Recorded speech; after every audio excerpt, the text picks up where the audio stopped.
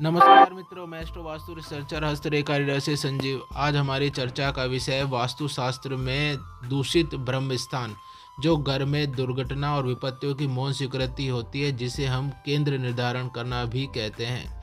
हम ऐसा क्यों कह रहे हैं कि यह मौन स्वीकृति है? तो आप एक बात मान के चलिए कि आप घर कितना ही अच्छा बना लें, उसको कितना ही वास्तुसम्मत बना लें, लेकिन अगर आपने उसका केंद्र डिस्टर्ब कर दिया, केंद्र को विपरीत या नकारात्मक वास्तु संरचनाओं से युक्त कर दिया, तब आप मान के चलें कि आपको वह विपत्तियां या दुर्घटनाओं का सामना करना पड़ेगा, जिससे आप अपने आप को बचा नहीं सकते हैं। उक्त बिंदु पर चर्चा करने से पहले हम इसके कुछ मूलभूत तथ्यों की जो वास्तुशास्त्र में आवश्यकता होती है उनको जान लें। पहला, ऊर्जा प्रवाह उत्तर पूर्व अर्थात ईशान से तितली के पंखों के किनारों के समान दोनों दिशा, ईशान से दक्षिण पूर्व दक्षिण की ओर व ईशान से उत्तर पश्चिम वायव्य होते हुए दक्षिण की या नैऋत्य कोण की तरफ होता है। यह क्रम नकारात्मक वास्तु संरचना, विपरीत पद वास्तु संरचना या सहायक वास्तु संरचनाएं जो वास्तु सम्मत हैं वहां पर विपरीत नहीं होने चाहिए, जिससे कि अगर होती हैं तो आपके घर में ऊर्जा का प्रवाह कम बिगड़ता है, जो आपके घर में दूषित वास्तु संरचना का निर्माण करता है, जिसके फलस्वरूप हमें दूषित और निष्कृष्ट परिणाम प्राप्त होते हैं, जो हमारे लिए विपत्तियों, दुर्घटनाओं, अवसाद और परेशानियों को पैदा करते हैं। दूसरा, घर में वास्तु में केंद्र निर्धारण करने से पूर्व आपको घर के वेरिएशंस का पता होना चाहिए। आपका घर का वेरिएशन अगर पूर्व दिशा में 15 डिग्री से कम है तो आप यह मान के चलिए कि आपका घर वास्तविक पूर्वमुखी है। अगर वह 15 डिग्री से ज़्यादा उत्तर की ओर मुड़े तो आप ये मान के चलिए कि आपका घर उत्तर पूर्वमुखी अर्थात ईशान कोणमुखी है। अगर वह दक्षिण की ओर 15 डिग्री से ज़्यादा मुड़ता है तब आप माने कि आपका घर आग्नेय कोणमुखी है। यही स्थिति हम उत्तर और पश्चिम दक्षिण में भी मापते हैं और इसी के आधार पर घर की दिशाओं का निर्धारण करते हैं। वेरिएशन होने पर घर की दिशा बदल जाती है और वह उसकी जितने उसमें डिग्री या जिसमें उतना वेरिएशन होता है उसके हिसाब से उस घर में हम जो निर्धारित पद करेंगे वह कट जाते हैं या घट जाते हैं। केंद्र निर्धारण या वास्तु में सबसे महत्वपूर्ण वास्तु संरचना का निर्धारण, घर की लंबाई चौड़ाई के हिसाब से आप उसका चौसर कीजिए। चौसर के अतिरिक्त दोनों दिशाओं में जो स्थान होता है उसे आप अतिवृद्धि मानिए। चित्रानुसार भूखंड को 3 बराबर भागों में बांटिए। 3 बराबर भागों में बांटने के पश्चात प्रत्येक भूखंड के खंड को आप पुनः 3 बराबर उपखंडों में बांटें। इस प्रकार आप प्रत्येक दिशा में 9 खंड प्राप्त करेंगे। ये खंड प्राप्त करना ही वास्तु पद निर्धारण कहलाता है, या प्रवेश द्वार हेतु पद निर्धारण करना, या वास्तु पद संरचनाओं हेतु पद निर्धारण करना कहलाता है, या इसे दिशा निर्धारण करना कहते हैं, या इसे केंद्र निर्धारण करना कहते हैं। इसी केंद्र निर्धारण करने से हम बीच में जो चित्र में आपको दिखा रखा है, जहाँ मैंने ब्रह्म स्थान लिख रखा है, उस स्थान में बीच में ब्रह्म स्थान और उसके चारों ओर मर्म स्थान हमें प्राप्त होता है, जो हमेशा सुरक्षित, खुला, बिना निर्माण युक्त ही स्वीकृत होता है। इसके अलावा इसमें कोई संरचनाएं मान्य नहीं होती हैं। घर के ब्रह्म स्थान में एक घर में क्या क्या होना चाहिए या ब्रह्म स्थान कैसा होना चाहिए, इसको मैं आपको स्पष्ट कर दूं। पहला, ब्रह्म स्थान वायु युक्त होना चाहिए, प्रकाश युक्त होना चाहिए। किसी भी तरह से वहाँ पर एयर या वायु प्रकाश आपका पहुँचना चाहिए।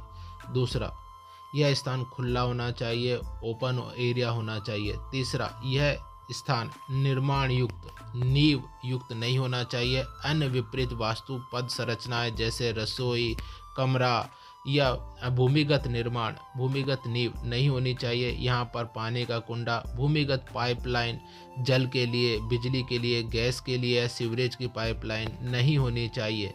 चौथा, ढलान पूर्णतः वास्तुसम्मत होना चाहिए, न तो वह कछुए की पीठ के समान उठा होना चाहिए बीच में से, न ही वह घर में नीचा होना चाहिए जहाँ पर सारा पानी इकट्ठा हो। ढलान हमेशा उत्तर पूर्व या उत्तर की दिशा की ओर ही वास्तुसम्मत होना चाहिए। यह केंद्र में यह स्थिति जो मैंने आपको बताई है 4, यही होनी चाहिए, जब भी आपका केंद्र दूषित नहीं होगा, अन्यथा आप अपने केंद्र को दूषित माने।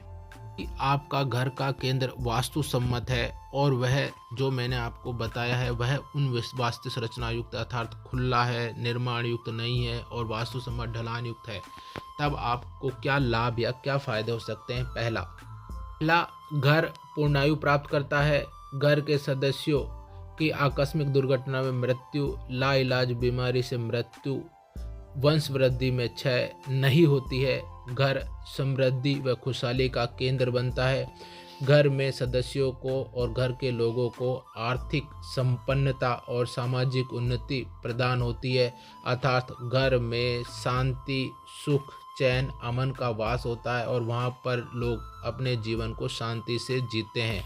नुकसान, अगर हमने इसमें निर्माण युक्त कर रखा है और विपरीत वास्तु के अनुसार बना रखा है, केंद्र को बना रखा है, तो आप यह मान के चलिए कि आपने अपने घर में विपत्तियों को और दुर्घटना को मौन स्वीकृति दे दी है। अब मौन स्वीकृति में क्या क्या हो सकता है।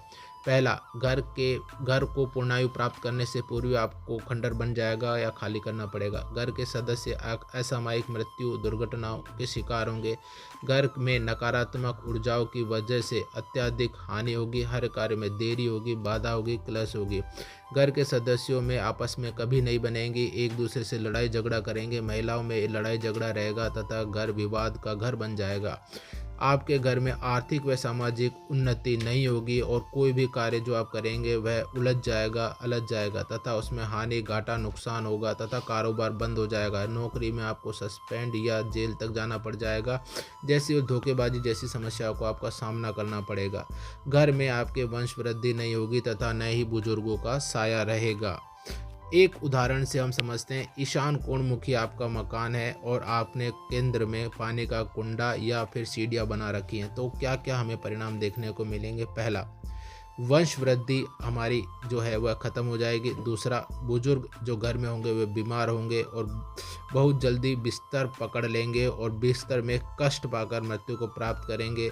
घर में हर कार्य में बाधा या चिंता का कारण बनेंगे। आर्थिक नुकसान होंगे, असामयिक दुर्घटनाओं से हम ग्रसित होंगे। पति पत्नी में कभी नहीं बनेंगी, एक दूसरे से लड़ाई झगड़े होंगे तथा घर के सदस्य गलत आदतों में शामिल हो जाएंगे तथा घर पर ऊपरी हवाएं, पराये तंत्र मंत्र, टोना टोटका का असर हो जाएगा। इस प्रकार हम यह निर्धारित करते हैं कि हमारा केंद्र अगर दूषित है तो आप किसी भी दिशा में वास्तु सम्मत हमने कितना ही बेहतर मकान बना रखा है, लेकिन हमने केंद्र को दूषित कर दिया है, केंद्र को हमने विपरीत वास्तु संरचनाओं से या नकारात्मक वास्तु संरचनाओं से या विपरीत सहायक वास्तु संरचनाओं के हिसाब से हमने उसको बना दिया, तो वह हमें किसी भी स्थिति में शुभ फल नहीं करेगा, हमें नुकसान ही देगा। अतः मैंने जो आपको बताया है कि वास्तु सम्मत ही आप उसका निर्माण करें, उसको घर को, केंद्र को खुला रखें, वायु युक्त रखें, प्रकाश युक्त बनाएं, निर्माण युक्त ना हो, नींव नहीं होनी चाहिए भूमिगत, न ही अन्य विपरीत पद संरचना, न नकारात्मक वास्तु संरचना, शौचालय में सेप्टिक टैंक हो या पानी का कुंडा हो,